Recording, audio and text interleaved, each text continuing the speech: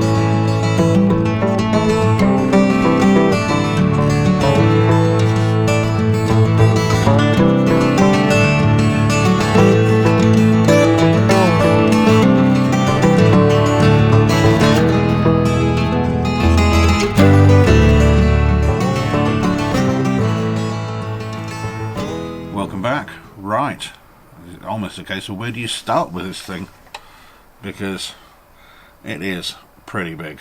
I think it's 85 centimeters long, thereabouts. Would be 15 wide and probably about 20 tall. It does come with a little stand which, while it looks quite flimsy, does actually work. And we'll pop it back on there for a few minutes. It's difficult to see down there, but I'll bring it closer so you can see it a little bit better in a minute. First of all, the instructions. Now, generally, these are pretty good, and you will fly through a lot of the sections. However, there are a few bits in here that actually really stumped me on occasions.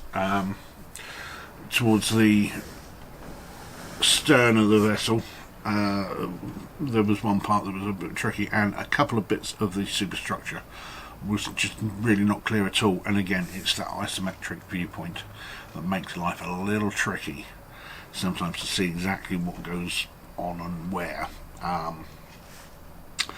However, there was nothing missing, no warpage, no discoloration, I think, and the reason I say I think is because in the hull, so the first 3 bags, I think it is 3, maybe 4 bags, it's very definitely you have black bricks. Then when you get to the superstructure, you are then looking at the sort of more of a gunmetal black, so there's a definite shine to them, a patina on them that's more of a dark grey. That's the best way I can describe it. Now, it is fairly consistent, so I'm going with that was supposed to happen, and I've got no other reason to think differently on that. But as and all the bricks fitted, and in fact the bricks fit very well together, which can be an issue if you do go wrong, particularly with some of these flat ones. Trying to get them off can be rather tricky. Now, unusually, or at least in my experience, unusually for a ship of this sort of size, it's not made in sections. Now, with the previous ones I've done, the Bismark, I think it was 4 sections. the Fletcher and the Hipper were 3 sections each, so you make those sections entirely independently of each other, and then you basically bolt them together and cover up the edges with a few facing bricks. This is different. This is, you start at the front, you work your way back right down the hull, you finish the stern with the propellers, the rudder, all the rest of it, then you crack on. You've basically got a bare hull, and then you crack on with the superstructure, which I have to say I quite liked, actually, because you certainly get that progression going through, so you don't just do a bit, pop it to one side and then restart. It is, you can see that progression all the way through, which is really quite nice, especially with something of this sort of size, with 2,000 and something odd bricks.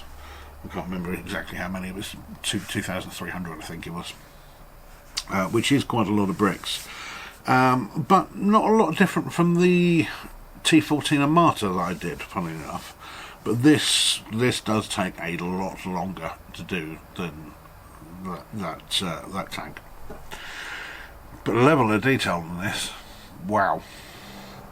I mean, first of all, she's absolutely bristling with guns. Now, obviously, the real Missouri stayed in service from 1944 to 1995, something. I'm sure I've put it already in the historical information. So, when she had her refit in the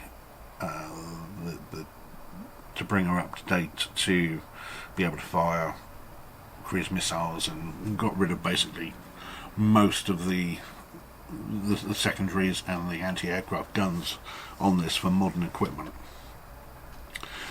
So this is very much an end of World War II stroke Korean service version of the Missouri, because she is absolutely coated in guns. I mean, there's barely a spare centimetre on this that hasn't got some form of weapon on it. It's a whole level above the vast majority of models that I've done in the past. Now, the obvious comparison to this is obviously the Bismark that I did, also by Farange. The Bismark was slightly smaller than this. As I say, the construction approach to the Bismark was very different from this. I would say that this is even more detailed than the Bismark was, which I don't have the Bismark anymore. That was one in one of the giveaways, so otherwise I would have it here next to this. But this is it is a real showstopper, I have to say. There's no two ways about it. One thing I really like is the way that they have done, or the way that they've used the stickers on this to enhance the level of detail, but without going over the top. Because it would have been very easy, I think, to have absolutely plastered this, and particularly the superstructure, in stickers. But it's a fairly minimal effect, but it's quite subtle the way they've done it. But it is just very, very good. And for once, we actually have an American flag from a Chinese model company. Who'd have thought? I think it's the first time we've actually had that.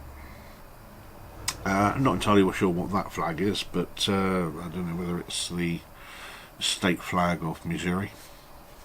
If it is, I'm not sure. Again, I've put it up in the historical information.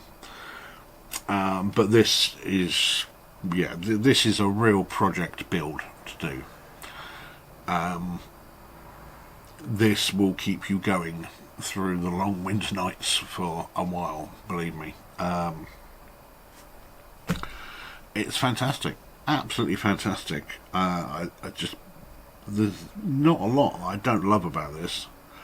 Obviously, the parts of the superstructure, because of the nature of the thing, they are reasonably fragile. You don't want to, although it's not too bad. You know, you can mess around with these if you want. So my kids are generally, when you consider younger kids, they've had a prod and a poke and they managed not to break anything, which was quite nice. There were a lot of spares with this. I mean, a lot of spares. Now, for instance, you've got a boat there, and obviously it's replicated on this side. There, in the actual pieces, I think there's 6 of those boats. Now, I've looked very carefully at, gone back through the instructions, looked at the pictures that they have of this, and that is actually the only boats on either side that I can see. So you've also got the smaller sort of rowing boats. You see it. Now, I've just popped them in there. Again, you've got 6 of those. I have no idea where they're supposed to go. You also had 6 planes, which I thought the planes were actually quite cute. I'm not going to lie on that one. So I don't know if Farange are expecting you to lose these bits quite quickly, but so it is nice to have, you know, that level of spares. But anyway, this, how much was it? Because obviously ships are notoriously expensive in the world of brick models. Well, this was £41.07. So I paid exactly £10 more than I did for the Bismarck, which was still phenomenal value. But for £41.06 for this, rip my arm off.